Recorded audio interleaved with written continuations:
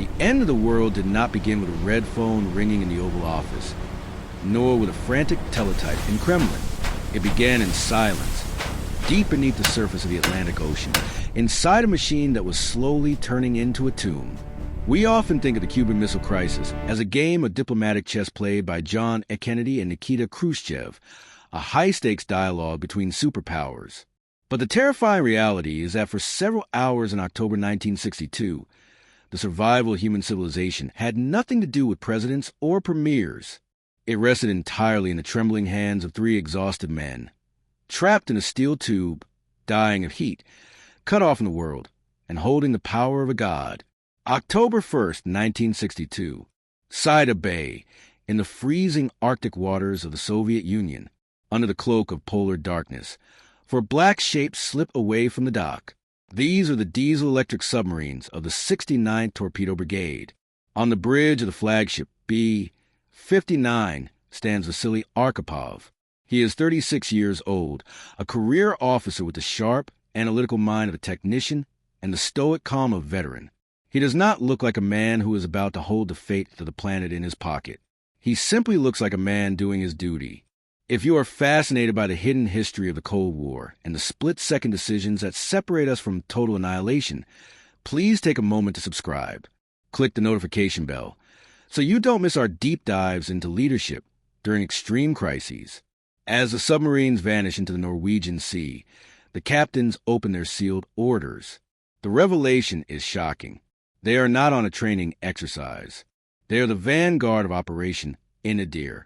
Their destination is Mariel, Cuba. They are to slip past the entire United States Navy and establish a secret base on the enemy's doorstep. But the orders contain a secret even darker than the destination. Tucked away in the forward torpedo tubes, amidst the standard high-explosive ordnance, sits a single special weapon. It is a T-5 torpedo. It looks ordinary, but it carries a 15-kiloton nuclear warhead, roughly the same yield as the bomb that incinerated Hiroshima. Crucially, there are no electronic locks on this weapon.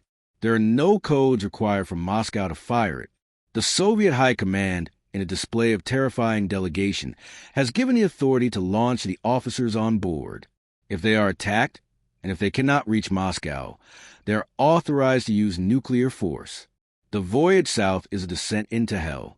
The Soviet Foxtrot-class submarines were designed for the frigid waters of the Arctic, not the tropical soup of the Caribbean. As B-59 approaches the Sargasso Sea, the boat's cooling systems fail completely. The interior temperature begins to climb, 30 degrees Celsius, then 40, then 50. In the engine room, it reaches 60 degrees, 140 degrees Fahrenheit. The air becomes thick with carbon dioxide and the stench of diesel and unwashed bodies. Men begin to faint at their posts. Skin infections rot their flesh in the humidity. The crew is losing weight, losing sleep, and slowly losing their minds. By the time they reach the quarantine line around Cuba, B-59 is no longer a warship. It is a submerged sweatbox filled with delirious men, and they are flying blind. They have been forced to stay submerged to avoid the raging Hurricane Daisy and the prying eyes of American patrol planes. They have missed their scheduled radio check-ins. They do not know that the world above them has already moved to the brink of war.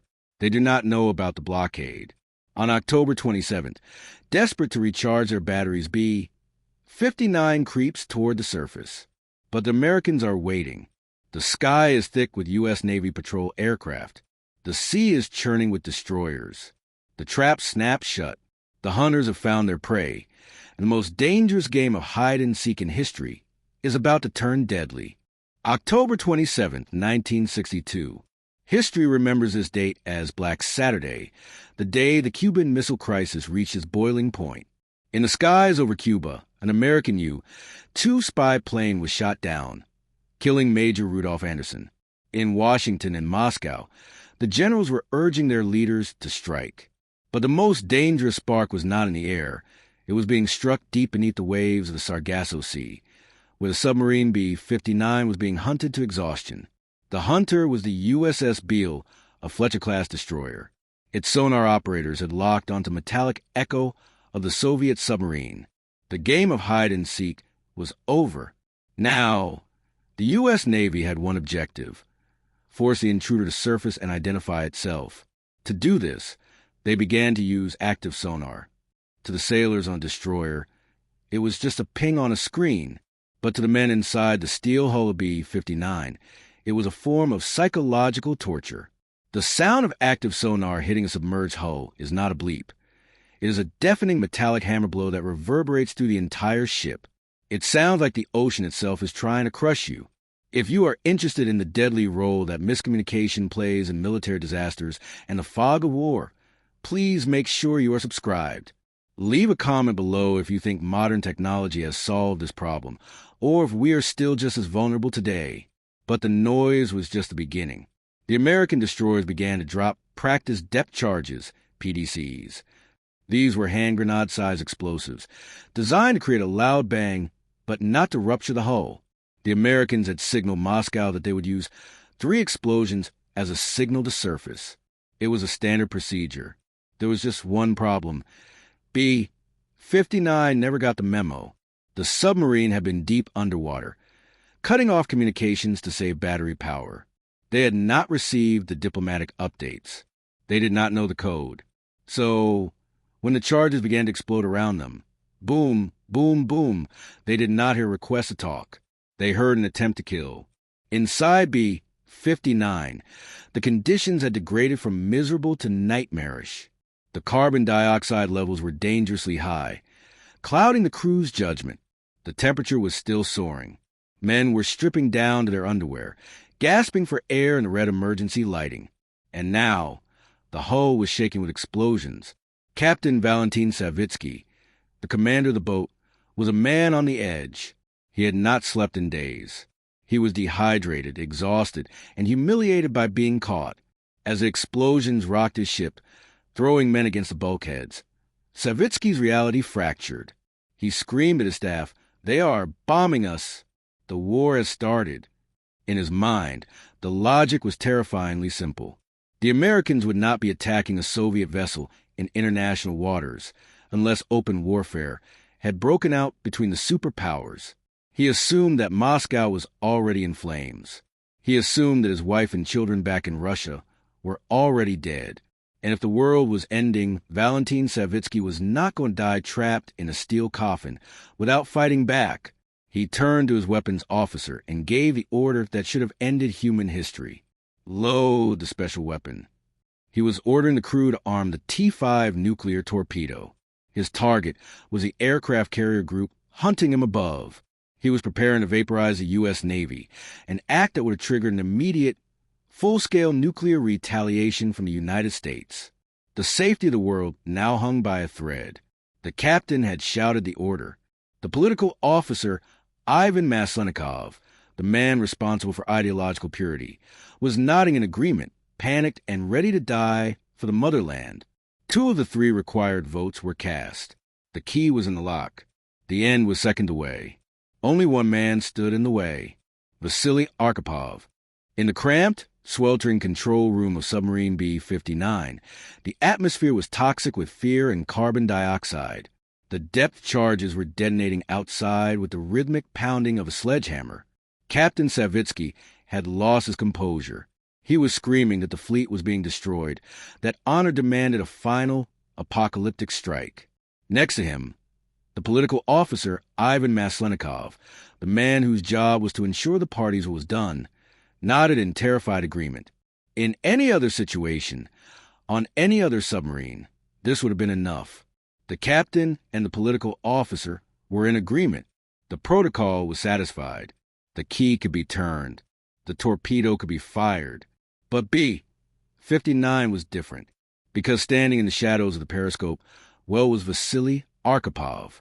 If you want to understand the true definition of leadership, not the speeches made on balconies, but the courage to stand alone in the dark against the tide of panic, please subscribe. And tell us in the comments, do you think you would have kept your cool in that room? Arkhipov was a commodore of the entire submarine flotilla.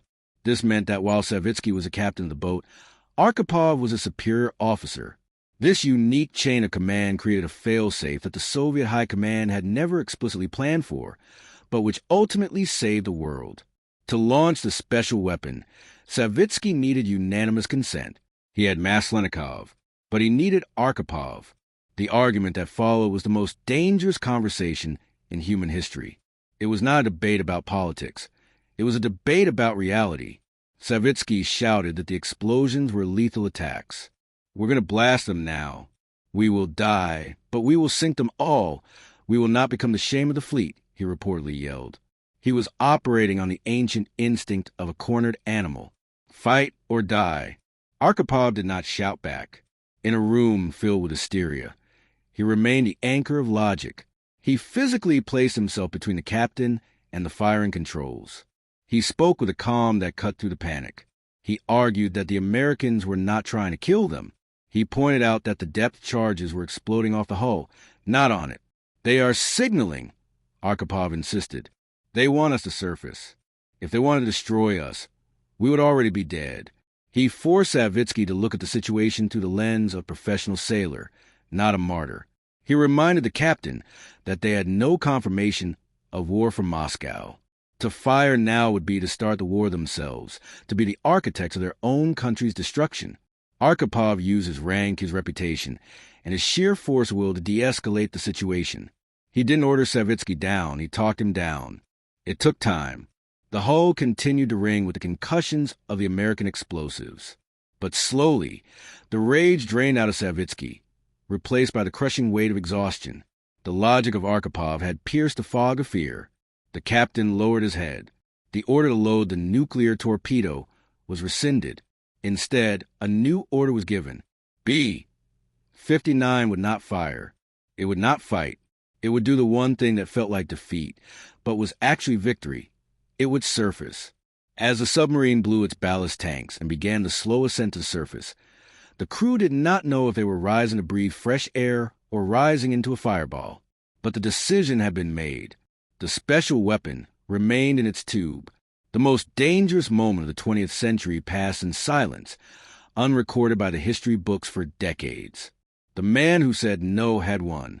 But as B 59 broke the surface of the Sargasso Sea, the ordeal was far from over. They were about to meet the U.S. Navy face-to-face. The conning tower of B 59 broke the surface of the Atlantic in an explosion of foam and bubbles.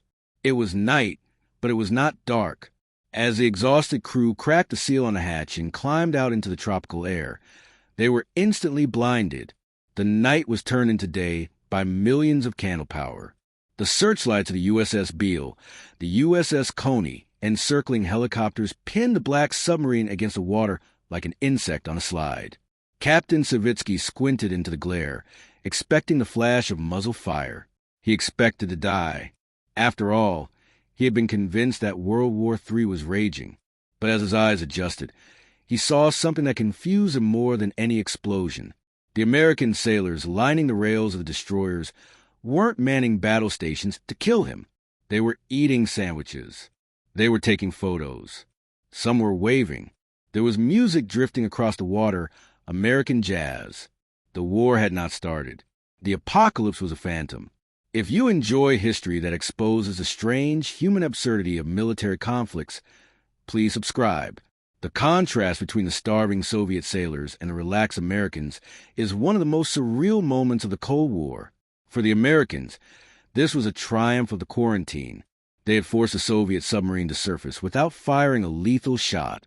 For the crew of B 59, however, it was a humiliation deeper than death. In the Soviet Navy, stealth was everything. To be caught, to be forced to the surface by the imperialist enemy, was a disgrace. As they stood on the deck, breathing the fresh air for the first time in weeks, they didn't feel like the men who had just saved the world. They felt like failures. The standoff lasted for hours. The Americans offered assistance. Food, water, mechanics. Savitsky, his pride wounded, refused it all. He ordered the Soviet flag raised. He signaled that his ship was in distress, but required no help. Eventually, the submarine recharged its batteries enough to submerge again and begin the long, limping journey back to the Soviet Union. The voyage home was a funeral procession. The crew was sick, malnourished, and psychologically shattered. They had lived through a heat wave in a steel tube, survived a depth charge attack, and nearly pulled the trigger on a nuclear war. They expected, perhaps, some recognition for their endurance. They were wrong. When B-59 finally docked at the submarine base near Murmansk, there were no bands playing. There were no medals. The reception was icy. The Soviet High Command was furious, not because the captains had almost started a nuclear war, but because they had allowed themselves to be detected. They had ruined the element of surprise. In a closed-door debriefing, Admiral Vladimir Kasatonov reportedly looked at the assembled captains, men who had endured hell to follow their orders, and delivered a line that haunts the history of the Soviet Navy. He said, "It would have been better if you had gone down with your ships." The logic of the Cold War was brutal. A dead submarine at the bottom of the ocean is a state secret. A surface submarine is a political embarrassment. Vasily Arkhipov, the man whose cool head had prevented the vaporization of the Northern Hemisphere, was not celebrated as a hero. He was effectively silenced. The logbooks were classified. The story was buried. The world continued to spin, unaware of how close it had come to stopping forever. But while the Soviets tried to erase the incident, the lessons of the Cuban Missile Crisis were quietly reshaping the world. And the story of B-59 provides a final, terrifying piece of the puzzle. Why the superpowers suddenly decided to install a hotline. The Silent Apocalypse, the submarine that almost ended the world Part 5 title. The legacy of the unknown hero, 1962 present. Narrator. For 40 years, the story of B-59 remained buried in the deepest vaults of the Kremlin. The world moved on. The Cold War thawed, froze again, and finally ended. Historians wrote thousands of books about the Cuban Missile Crisis, analyzing the letters between Kennedy and Khrushchev, praising the diplomacy that pulled humanity back from the brink. They believed that the system worked. They believed that rational actor theory, the idea that no leader would commit suicide, had saved the day. They were wrong. It wasn't until October 2002, at a conference in Havana to mark the 40th anniversary of the crisis, that the truth finally emerged. Former Soviet officers, now old men with chests full of medals, sat across the table from their American counterparts, including Robert McNamara, Kennedy's Secretary of Defense. The Russians revealed the logbooks. They revealed that the submarines were not just carrying torpedoes. They were carrying nuclear warheads. And they revealed how close Captain Savitsky had come to turning the key. The room went silent. McNamara, a man who had spent decades analyzing the data of war, turned pale. He realized that all the diplomacy, all the blockades, and all the strategy had been irrelevant. The fate of the world had not been decided in the White House. It had been decided by one man, standing in the dark, smelling of diesel and sweat, who simply refused to be a part of the madness. If you believe that the stories of unsung heroes like Vasily Arkhipov deserve to be known by every generation, please subscribe and share this video. It is the only way to keep history alive. Vasily Arkhipov did not live to see this moment of recognition. He continued to serve in the Soviet Navy, eventually rising to the rank of Vice Admiral. He was a quiet man, a professional who rarely spoke of the incident. He died in 1998. Likely from kidney cancer caused by the radiation exposure he suffered aboard the K-19 submarine years earlier. He died a hero, but a secret one. To his neighbors, he was just a retired sailor. To the world, he was a ghost. But his legacy is terrifyingly relevant today. The lesson of B-59 is that in the age of nuclear weapons, technology and protocol are not enough. The systems we build to protect us, the radar, the sonar, the chains of command, are fragile.